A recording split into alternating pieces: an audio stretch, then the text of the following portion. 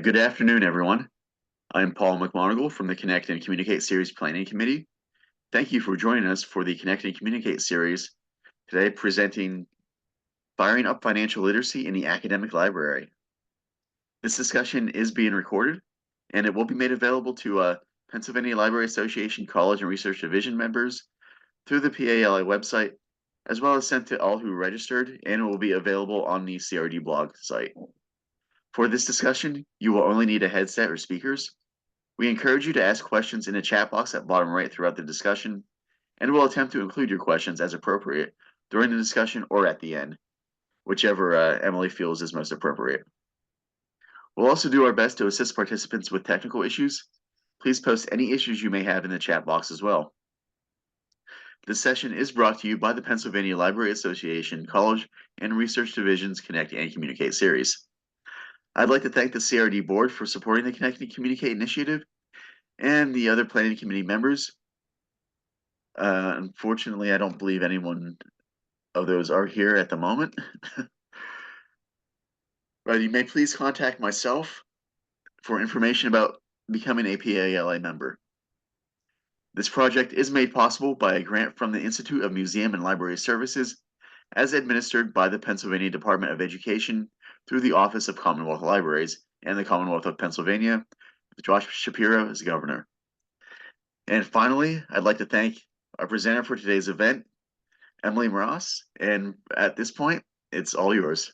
All right, thank you. Since we have a small group, if you do have a question, you can feel free to throw that in the chat and I will make my effort to answer it as we're going along, or if you'd like to raise your hand and ask a question out loud, that is totally fine as well. We're going to kick off with a little bit of participation using Poll Everywhere.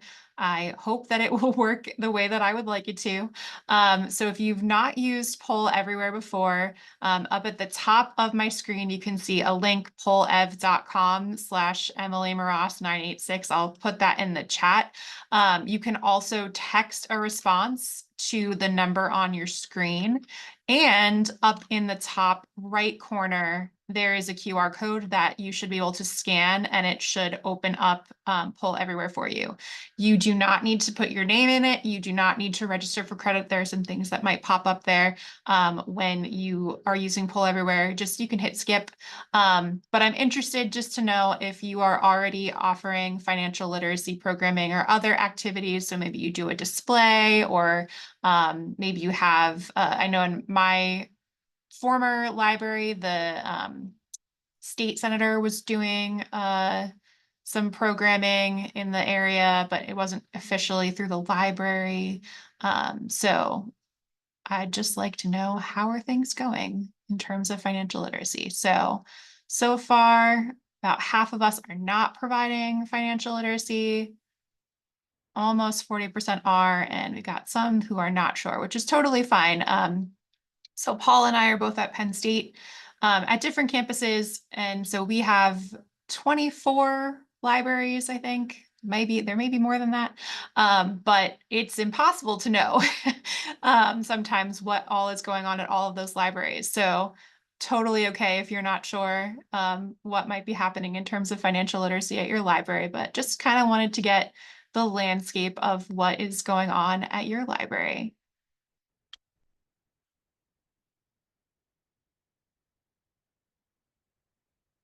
So I have one more question after this. So I'm not seeing anything else come in. So I'm going to go to my next question. If you still have Poll Everywhere open, the screen should change to the new question in theory. If not, again, you can use the link up at the top. It's the same link that I put in the chat, or you can scan the QR code up in the right or text your response to the number on the screen. So I would like to know, if you don't currently offer financial literacy programming at your library, are there concerns that you or a supervisor or someone else has about you offering that program? If you do offer financial literacy, do you have any of those concerns? Have there been any questions or things that you've gotten that made you uncomfortable, that you weren't sure how to respond to related to financial literacy? All right, so dealing with paying for college, definitely a big concern among students. working on PA Forward and looking for financial literacy programs. So I'm going to talk about that definitely as we go along. And for those of our colleagues who are not in Pennsylvania that are with us today, PA Forward is a program that's part of our state library association, which encourages all of our libraries to offer programs and resources to our patrons based on 5 key literacies that we believe are essential for success. And financial literacy is one of those areas. So to rise through the PA Forward STAR library program, you need to offer programs in all 5 literacy areas. So we get a lot of people that are doing financial literacy as part of that. How to handle questions about cryptocurrency. I love that question. And my first response to anyone would be, and this is good for all investing questions, but you shouldn't invest in things that you don't understand. And I have read at least 3 books about cryptocurrency, and I still don't really understand it. So I can assure you I am not investing in it. No concerns about offering financial literacy. Believe that students would find it helpful. And that's really been my experience at Penn State Harrisburg. I'm going to talk a little bit in a second about where I'm from and what my context is. I have never had a session where I work at a college. I have mostly traditional age college students, but I've never had a session where people have not come to the session. And I know that can sometimes happen in our libraries where we spend all this time planning something and then nobody shows up. I haven't had that experience with financial literacy programs. My students really are looking for this information, looking for a reliable place to find it. And I think the library is a great place to provide that. And then the last comment I saw come in, helping students become more future and forward thinking in relation to their personal financial goals, definitely. And I have some program ideas that relate to that as well. Offices on campus that currently do financial literacy programs and forming a partnership. And we're going to talk about that. And that is great. So thank you everybody for sharing your concerns, or if you don't have concerns, just things that you're interested in related to financial literacy. I'm going to move along and tell you a little bit about myself. So I'm Emily Maras. I'm the business librarian and library outreach coordinator at Penn State Harrisburg Library. So this is one of the libraries for Penn State University. If you are not familiar with Pennsylvania, I'm about an hour and 45 minutes south of University Park, which is where our largest campus is, and Harrisburg is the state capital of Pennsylvania. So for me, that's been really nice because I'm very close to the State Library Association. And I'm also close to different state offices that are interested in providing programming and resources related to financial literacy. So that's very nice for me. But in other communities, I'm sure that you have local offices that you can work with if you are not necessarily close enough to leverage a state organization. So I've been at Penn State since 2016. When I joined Penn State, I had some colleagues who were getting active in PA Forward, which is just explained a little bit. So that's the main reason that I'm involved in financial literacy is PA Forward. And I started getting involved with that when I joined Penn State as a tenure track librarian. So financial literacy and related activities kind of became part of my research agenda. And that's one of the reasons that I've stayed so involved in this. I'm very interested in it, and I've seen the impact that it can make on my students. But the reason I got started was I needed something to do for tenure, and this was really starting to take off in the state. Through PA Forward, I also got connected with colleagues from the Consumer Financial Protection Bureau. So if you're not familiar with them, that is one of our federal agencies, and their entire job is to help citizens of the United States with financial questions, make sure that they're not being taken advantage of by banks or other organizations that they do business with. And they really love libraries, and they have lots of free resources for us that I'm going to talk about later. Also got involved with financial literacy through the American Library Association. So some of you joining today might be part of the Financial Literacy Interest Group. So that is under the Reference and User Services Association in ALA-RUSA. And one of the sponsors of that group is the FINRA Investor Education Foundation. So FINRA is a non-governmental agency. It's a regulatory body for financial investing resources, banks, things like that in the US, and they help the banks make sure that they are not getting themselves into trouble with any of the law. And so they also have resources to provide to libraries, schools, and the public. about personal finance and especially about investing. I don't have any type of background in finance, business, or math. I don't like math. I'm not terrible at it, but it's not my favorite thing. And my undergraduate degrees are in English and journalism. And then I have my library degree and an instructional technology degree. So I did not come into this with a great background in personal finance, and I'll talk about that a little bit later. But over time, and I do realize I've been doing this for a while now. It seems like it hasn't been that long, but it has. Funny how that works. I've really built my confidence in offering programs like this because I was able to start small, working with partner organizations, seeing how they presented this information, learning that information myself through my librarian skills, doing more research, and primarily what I am doing and what a lot of the financial literacy programs do are just to point people to the information that they want or they need. So you don't need to be the expert on all things personal finance. You just need to become familiar with where people should go if this is the type of information that they're looking for, how to make sure that it's reliable and trustworthy, and helping them on their way. We're not asking you to be a banker. We're not asking you to be a personal finance advisor. We're just asking you to be a librarian. And I'm sure everybody is good at that. So as long as you have the skills to get people to the information that they're seeking, you can definitely do this. So that is my background with personal finance and financial literacy education. So if you are new to financial literacy, I borrowed this definition from our colleagues over at PA Forward.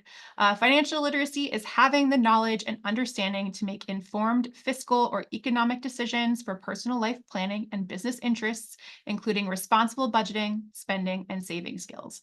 And it can definitely expand far beyond this, but this is really the basics. And so when I mean start small, this is kind of where I would start: budgeting workshops, saving workshops.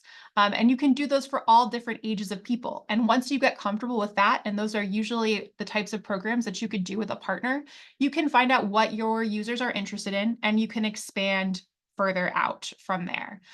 So depending on different curriculums that you're using or different resources that you're talking about, you might see other similar terms used to describe financial literacy: financial wellness, financial well-being, financial empowerment, financial capability. I will say that financial wellness and financial well-being are the terms currently preferred by the Consumer Financial Protection Bureau. And FINRA uses financial capability. That's a big research area for them. We'll talk about that a little bit later. So that's the ability of people in the US in their purview to meet their financial needs. These terms are not necessarily all exactly meaning the same thing. As you could probably see, being financially well can go along with being financially literate, but the two are not necessarily the same thing or mutually exclusive. The terms that you use might just be, who you happen to be working with, what curriculums you happen to be using. Some of the reason that different organizations have moved away from using the term financial literacy is that some people may find it a little bit offensive if you're saying, "Oh, I'm not literate. Am I illiterate?" And so there can be a negative connotation there. Um, I don't really have a particular preference for any particular term. I would say, listen to your users and see what resonates with them and use that term. You don't have to use financial literacy if it seems like that's not going to connect with your audience or with the partner group that you're working with, if that's not the term that they use. We use financial literacy because of PA Forward. That's kind of where we use it as a branding tool.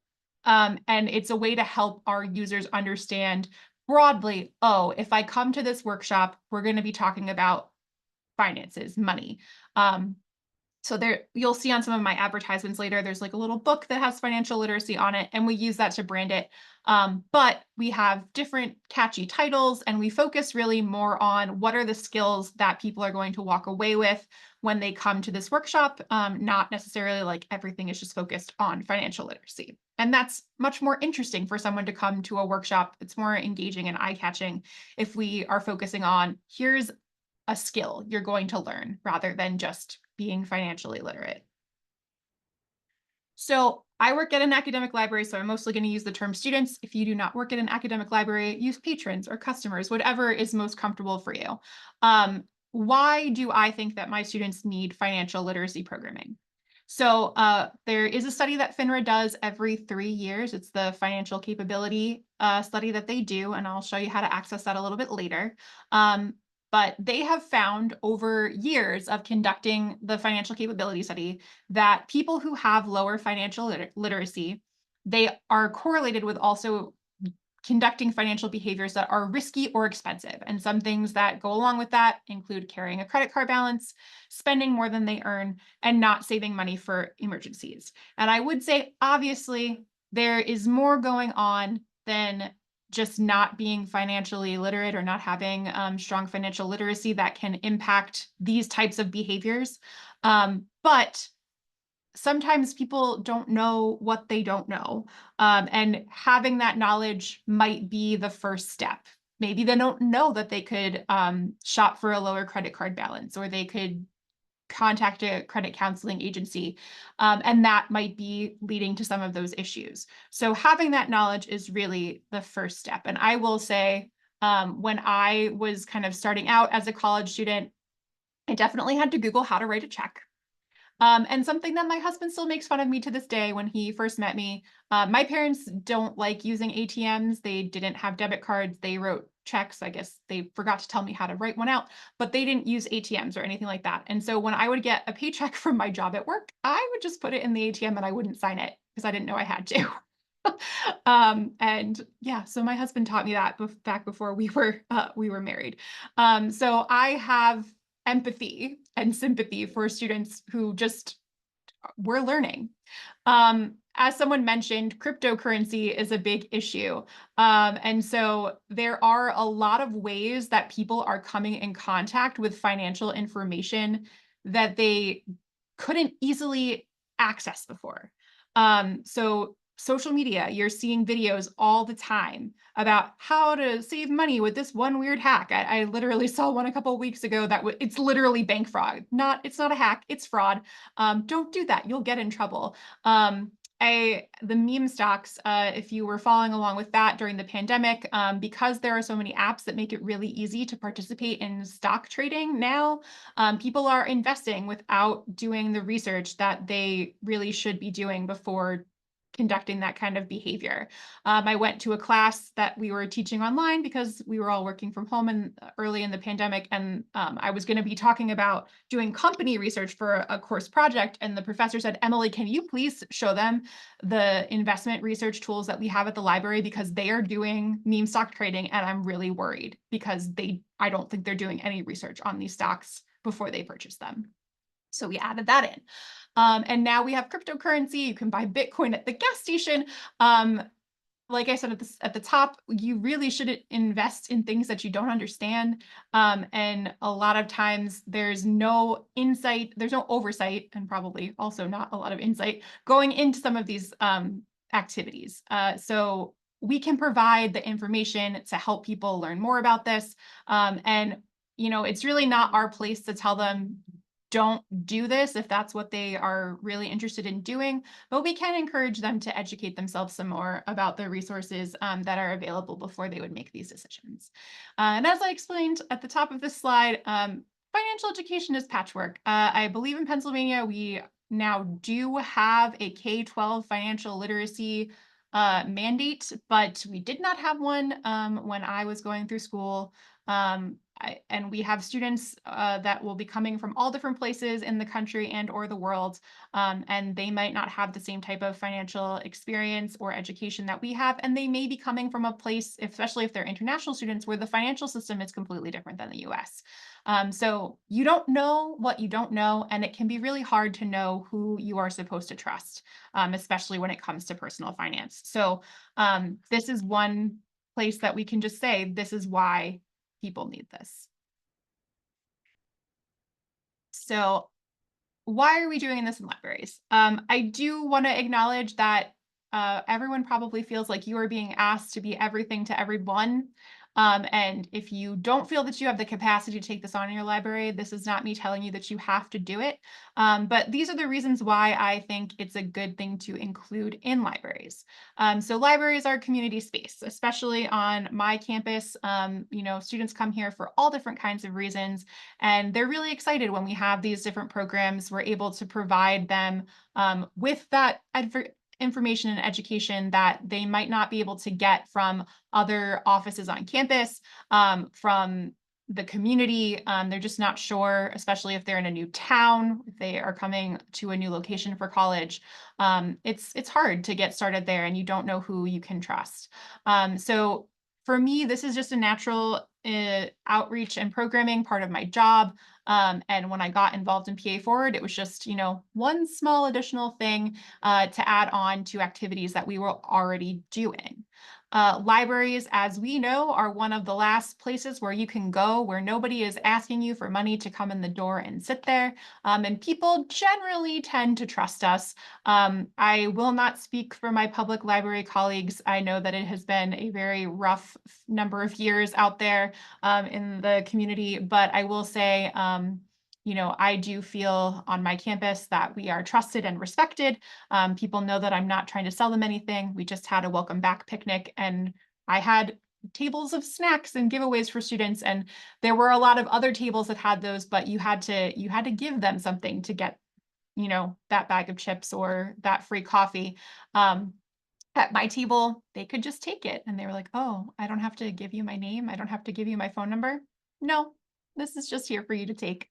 And if you are in an academic environment on a college campus, student success is, a really big thing that we are all working towards. I see our PA Forward efforts, my financial literacy efforts, as helping my students work towards being successful after college.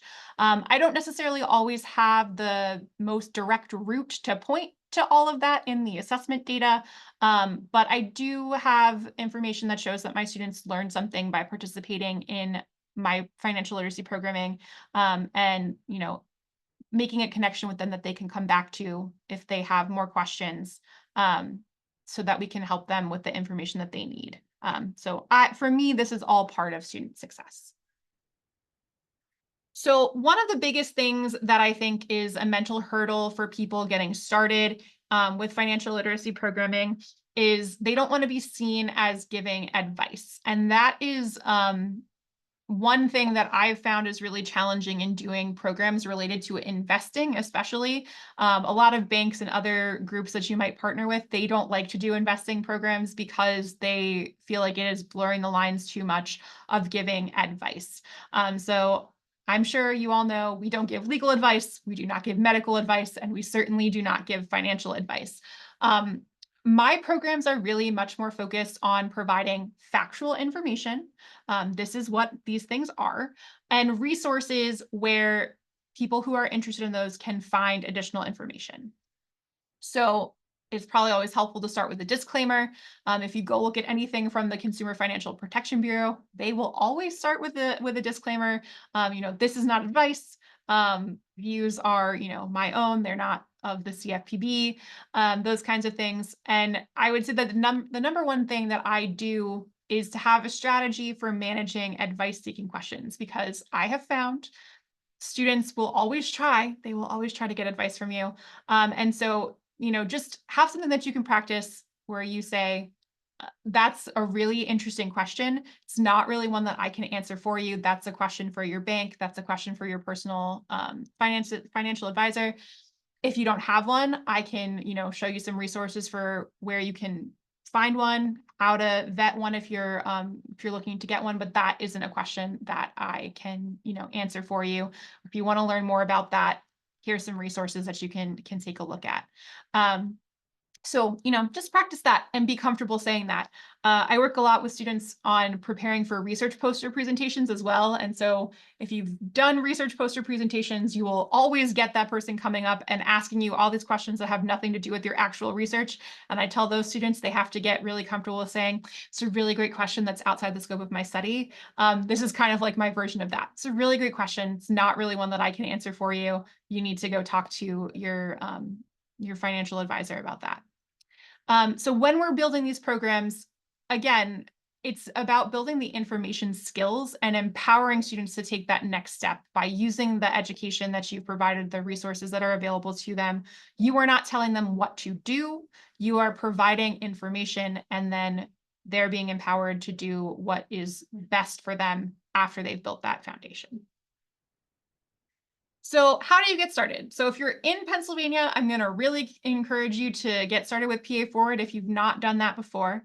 If you are outside of Pennsylvania, contact the Consumer Financial Protection Bureau. They are consumerfinance.gov. They tend to go to a lot of the library conferences now. So I know they will be at ALA this coming summer in Philadelphia. Ken McDonnell is my colleague there. We have submitted a program that will hopefully get accepted. And you can definitely meet Ken if you're headed out there. If you're not coming to conference, they are always happy to meet with people online. And they have a really great network of partner organizations that they can connect you with that will be in your local community. And so they have been, PA Forward, CFPB, FINRA, have all been really, really great for me to get started with this over 8 years ago now. That was really what kind of started me on this path. Working with partners, and we'll talk about that in a second, is another really great way. I started all of my programming at my library working with a partner, working with a local bank, who they were the main people doing the programs, and I was providing the space and just starting to learn. So you don't have to do all of this yourself. You don't have to do it on your own. There are groups out there that you can absolutely work with to start this programming, take the pressure off of you while you're still learning, still rolling things out, and provide really important information to your students, to your patrons. So I would encourage you, if you are interested in using a partner, to take a look at the CFPB Partnership Guidebook. And so I will share all these slides with Paul, and they will be included with the recording. I'm going to open this guidebook up now. This is also available on their website. Everything from the Consumer Financial Protection Bureau is free. But if you've not worked with a partner before, take a read through this book. It has worksheets in it that can be really helpful if you are working with the partner for the first time. And it also has suggestions of partners that you can work with. So here's that disclaimer that I mentioned. This is going to be on all of their slides and all of their other materials. This is not advice. But so here we're going to talk about financial well-being. So I mentioned that is how they tend to refer to financial literacy education at this point. And they have a lot of other resources. They have the financial well-being scale, which is something that you could do as an activity in your library with your students or patrons. So you can read through this, but I just want to show you some of the worksheets and things to think about when it comes to working with partners if you have not done that before. So they have a program planning worksheet. If you are going to be offering a program for the first time at your library, one thing that I would always encourage is to your goals. Those are your outcomes. Those are the skills that people are going to be learning. What will they have walked out of the room actually learning? And you should have something along those lines, or you probably shouldn't be offering the program. So think about your audience. What type of other information might you need from the students or the patrons? Who are you partnering with? And think about all of these things as you're getting started with the partnership. Then they have an outreach form to work with a partner. So you want to share this with them. Everybody signs off on it. What is the program called? When will it be held? How are we describing this program when we're advertising it? And what are the goals or outcomes that we're doing? Contact information for the partner, and then who is responsible for what. So the partner will do this by this date. The library will do this by this date. Everybody be on the same page about these things, and make sure that you can kind of share this together. The number one thing would be that there's no selling. Talk about, if they're allowed to collect any information, I would probably say that they shouldn't be able to do that. But you can decide on that at your own library. And then you want to evaluate afterwards and see, how did all of this go? Should we work with this partner again or not? And then this last section here, they have some partners that you might consider working with that are available usually throughout the country in different communities. So I would encourage you, if you are taking on partnering, to work with an organization rather than an individual. So a lot of times, you might get solicitations from individual financial planners who want to offer programming at your library. If you are new to financial literacy programming, I would really exercise caution there, because a lot of times that can just be a person looking to build up their client list, and that is going to raise some red flags. However, if you work with something like a bank or a credit union, they are required throughout the year to provide free educational programs to the community through the Community Reinvestment Act. That's what the CRA stands for. And so they do need to show that to kind of like their accreditors, like you would have at a college, that they are providing value to the community through these free programs. So a lot of times your local bank, your local credit union will already have these types of basic programs on budgeting, using credit wisely, things like that. They have them ready to go. And if you just contact them and say, hey, I'd like to offer something like this at my library, they can share that information with you. You can make sure it aligns with your goals, and you can set something up pretty easily. Local United Ways usually also have some different types of financial literacy activities. I know ours does, like the Game of Life. If you've heard of that, it's like the board game, but you play it in like a giant room with a big life-size board and things like that. Or Reality Fair are things that they do. Your local government or your local law enforcement may be able to do things about scams or different benefits that people in your community may be eligible for. And so that's a really great way to partner with people in your community. And if you do have a cooperative extension in your area, so at Penn State in Pennsylvania, we are the cooperative extension for the state. They do a lot of financial literacy programming. And then at University Park, we have the Sokolov Miller Financial and Life Skills Center, which provides different virtual programs, and then in-person programs if you're at University Park that people in our state can take advantage of. So I mentioned that agreement. You want to make sure that we know who is responsible for what, that there will be no selling. If there is to be any type of information collection, that is all handled and discussed beforehand, and no one is trying to like pass out their business cards or get people to sign up for another, bonus session or something like that.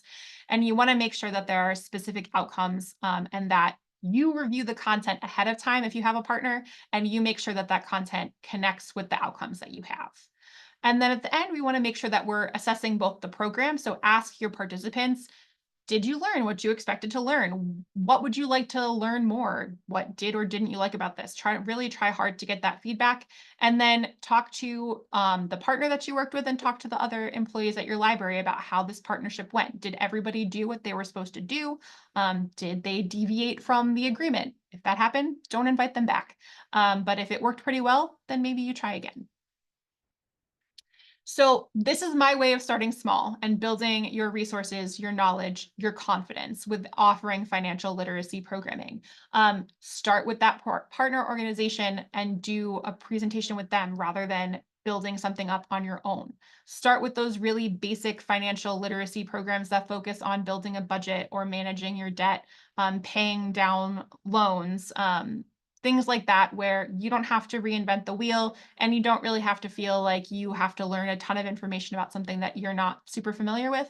There are a lot of resources out there for basic financial literacy. And so if you're not working with a partner and you do want to do something on your own, it shouldn't be too difficult to kind of get that started if that's the path that you're going. I would also really recommend that you join a community. So if you're in Pennsylvania, again, PA Forward, everyone across the country is welcome to join the Financial Literacy Interest Group. If you have your local United Way, they probably love to work with a library if you are not already part of that. And so just find some places in your community where these financial literacy conversations are happening, and have the library become a part of that if you're not already. So if you do have those partners, you can see what they are offering and what they might be able to bring to your campus.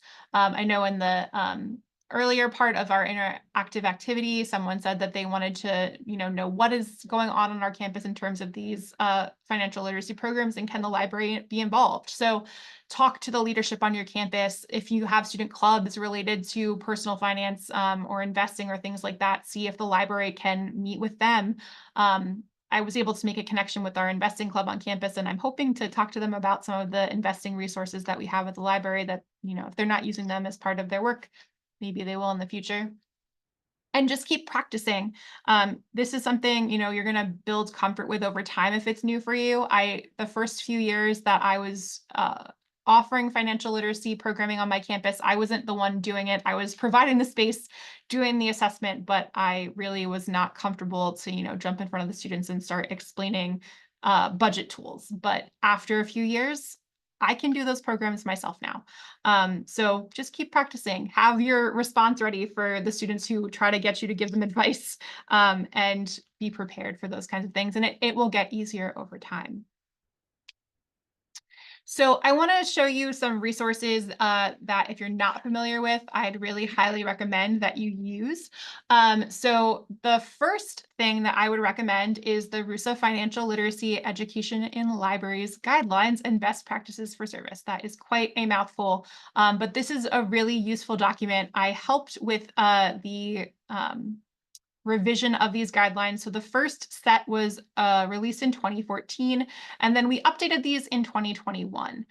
So you can download these for free from the RUSA website, from the ALA website, and we have big picture guidelines and then outcomes that go along with each guideline.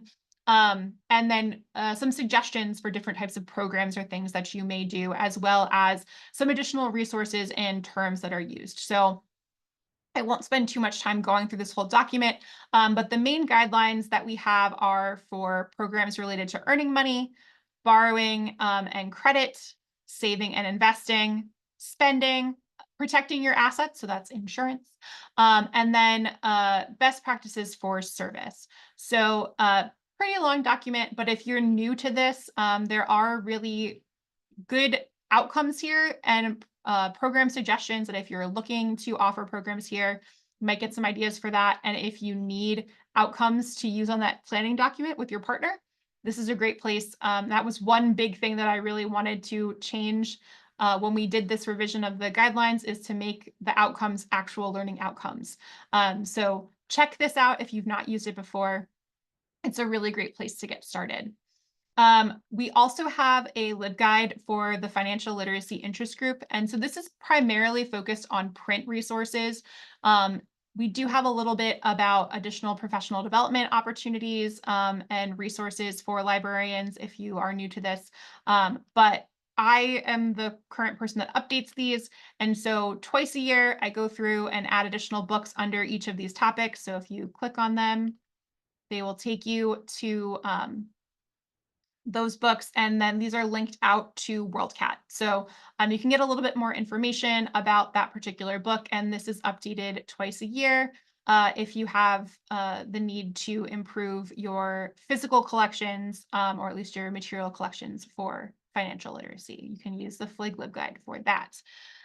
If you have not used the CFPB before, like I said, they have a ton of free resources for libraries. They have a whole website for us, actually. And you can order free publications, many different types of publications from them. There's different workbooks that you could use if you wanted to do a program through a workbook. You can order those. They will send them to you for free. There's also free printouts that you can use.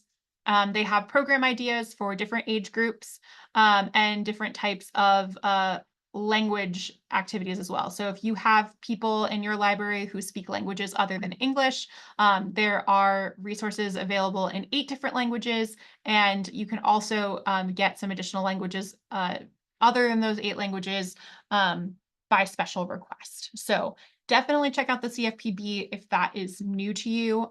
They love working with libraries, and there are so many great free things that they would love to share with you and your community.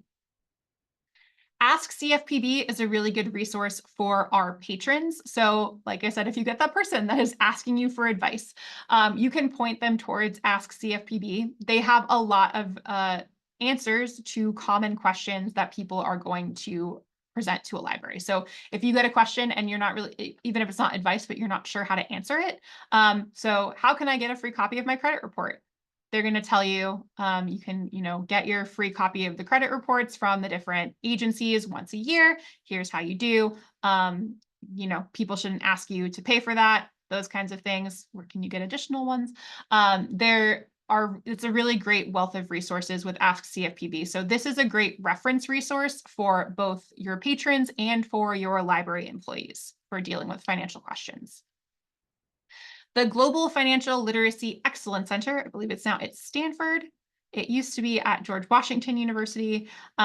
So they do a lot of research about financial literacy. And so if you're interested in the data behind why so many different organizations are promoting financial literacy, this is the place to go.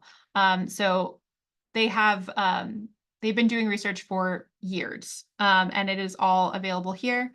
So if you're looking for a more scholarly perspective on financial literacy, the Global Financial Literacy Excellence Center is a great place to get it. FINRA, as I mentioned earlier, they are behind the National Financial Capability Study. So you can also get state level data for the financial capability study. How are people in our state doing financially?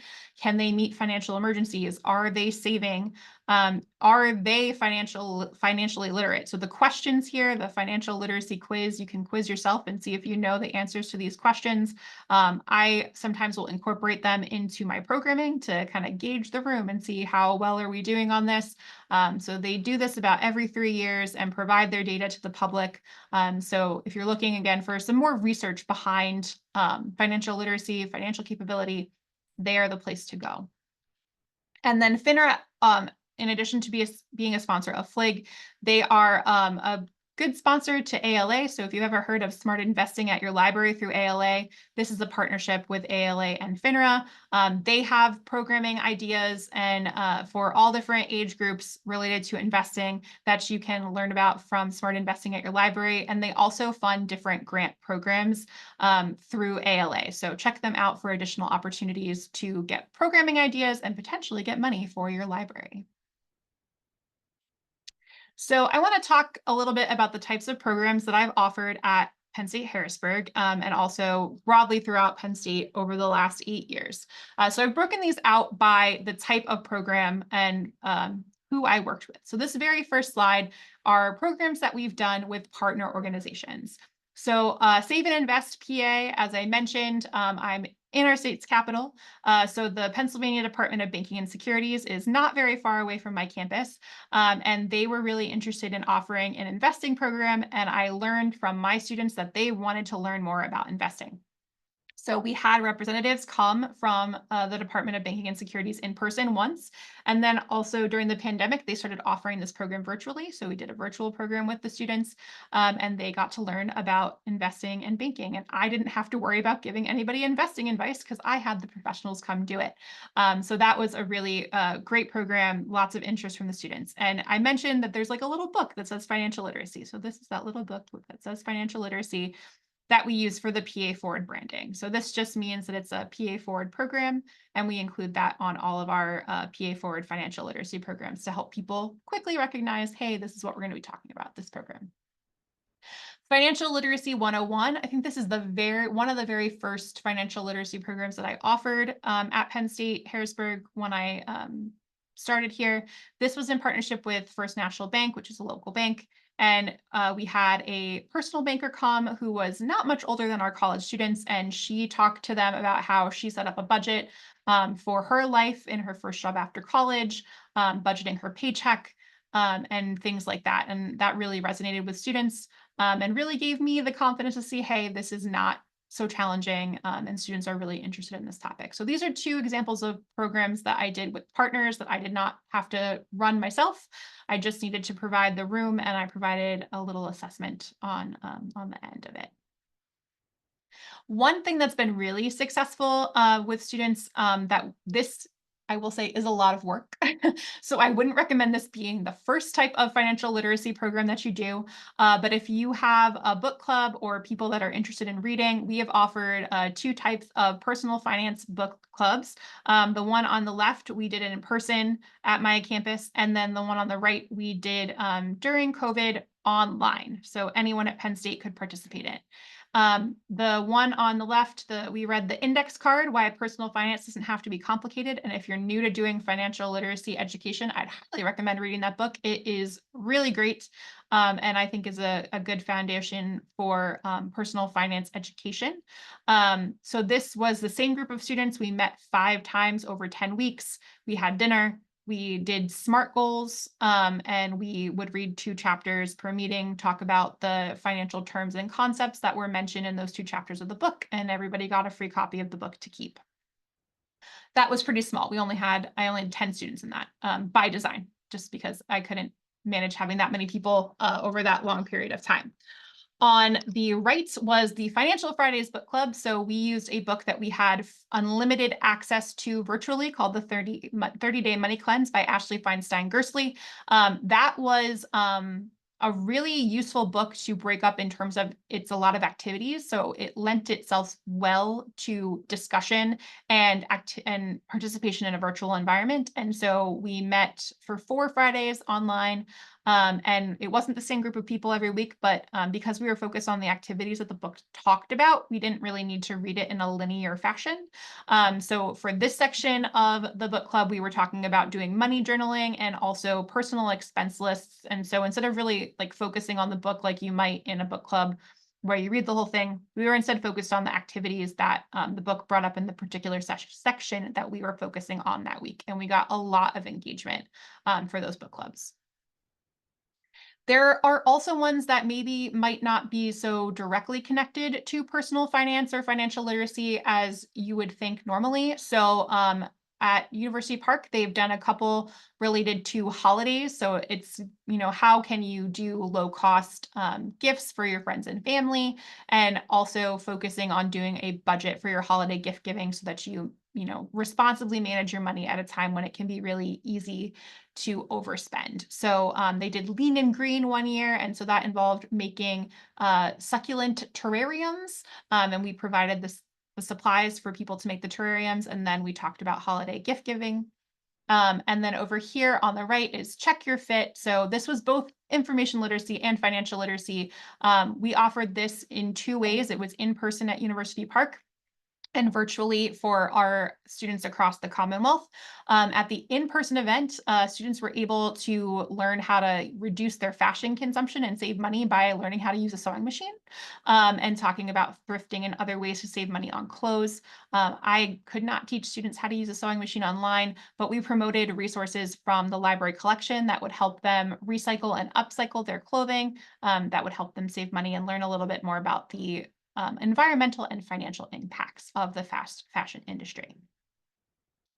And then the last topic area that I wanted to talk about were if you're focusing on particular topics. So we have Smart Cookie Credit. So we talked about credit and I served them cookies, and also financial literacy for adulting. I think that phrase, people probably hate it now, but 8 years ago, it was a little bit different. And so this one was geared towards students who were about to graduate.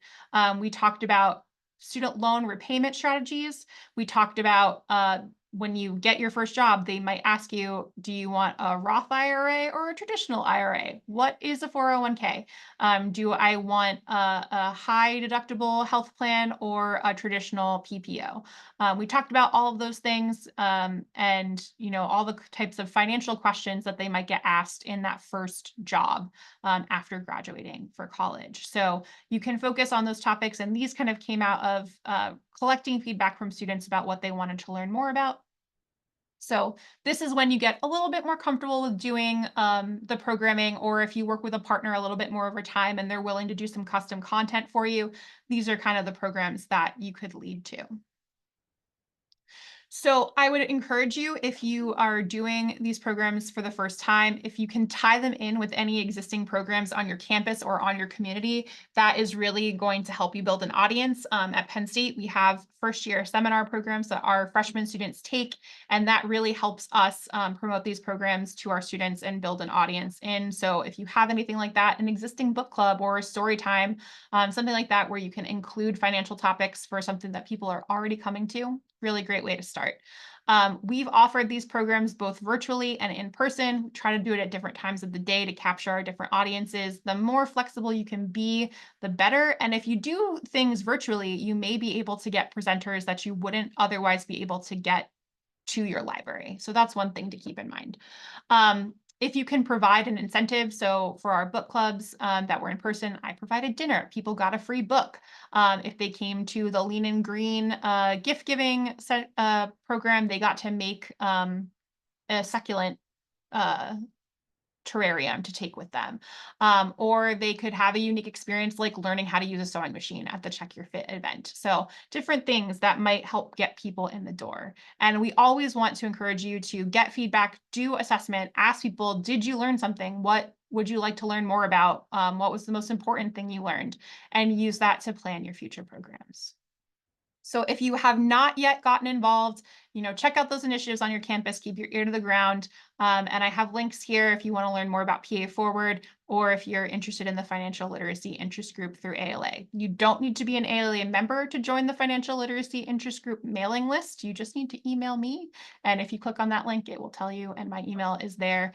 So I'm happy to add you to our mailing list. So now I'm happy to take any questions that you may have, and I thank you for joining me. We do have one question in the chat. Well, it's actually I have two questions, but pretty much on the same topic from Yeah. Erica. Okay, so I see questions. Could people in the community participate in our PSU programs? And has there ever been partnerships with the public libraries in the area? So our virtual programs, anyone that can access them is welcome to participate. I don't know that we really have had anyone in the community participate. For our in-person programs, those are usually registered for through kind of an internal system. So it's really not likely that a community participant would come. And our campus, my campus especially, you kind of have to want to come here. And the public library is not too far down the road. So we don't have a ton of community users on our campus, but I know at some of our other Penn State campuses, it's a little bit different. A few years ago, one of my colleagues had been planning to do a partnership with the public library. And so like taking our students to the public library for programming related to financial literacy, but then the pandemic happened. So that didn't happen, unfortunately. I'm not against doing partnerships with the public library. I think it'd be cool, but we haven't done that yet. Are there any other questions?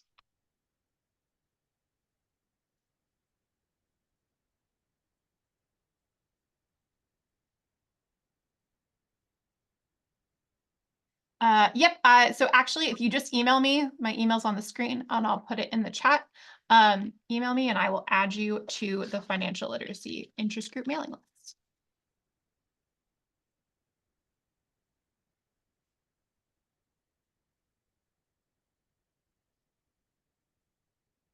So I don't have a book club running at the moment. I do, but it's not related to financial literacy. But I really do enjoy it. And we have a few titles in the library that would lend themselves pretty well to it. And I think that it's a less intimidating way to get people involved in financial literacy because you are not just talking to them about budgets. There's a lot of avenues into that, and I know there's like a lot of popular YouTubers and things like that that are related to financial literacy now who are writing books. So that could be a good option too. If people are interested in a particular kind of personal finance personality, you could read their book, and I would highly recommend it because it's been really popular every time that we've done it.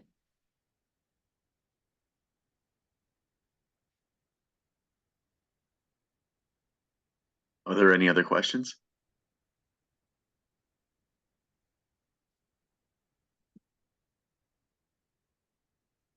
If not, I'd like to thank you all for joining us today, and especially a thank you to Emily for being willing to put on this presentation. I hope that everybody will take a few moments to complete a survey that will be sent out when I send out the link to the video. That way, we're able to kind of prove to the people who are funding all this that we are putting on the program, and the results of the survey also help us with the future programming. And as a reminder, the recording of this presentation will both be sent to all who registered and will be available through to PALA members early next week through the PALA website. In fact, I hope to have that up and running by Friday. If you are not a PALA member, but are a Pennsylvania librarian, and you are interested in becoming a member, please feel free to email myself or and probably Emily as well. But either one of us can get to the appropriate person to contact you. I'd also invite you to contact me directly with any suggestions for future discussions and presentations. And I most definitely invite you to contact me if you would love to present. We're always looking for more people to present for future discussions. So once again, thank you all for coming today. I hope you have a great day.